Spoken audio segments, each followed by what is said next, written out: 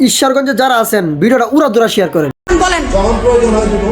আপনার কাছে তাদের টাকা জমা, আপনি প্রয়োজন বুঝার কে?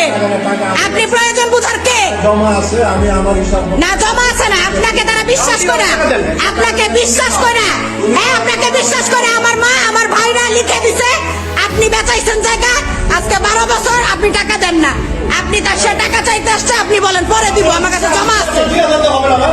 আমার ঘর এই মাসে হিসাব করতে আছে।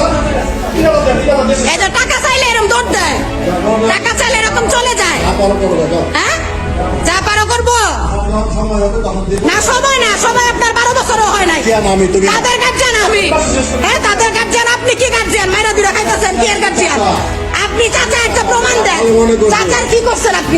ঈশ্বরগঞ্জে যারা আছেন ভিডিওটা উড়াদুরা শেয়ার করেন। মানে আমরা চিন্তাও করতে পারি না যে ঈশ্বরগঞ্জে এমন এক নিমু খারাপ লোক আছে।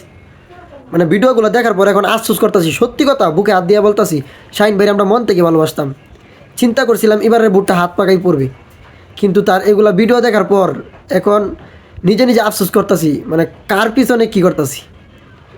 মানে সে উপরে ফিটপাট ভিতরে সদরঘাট।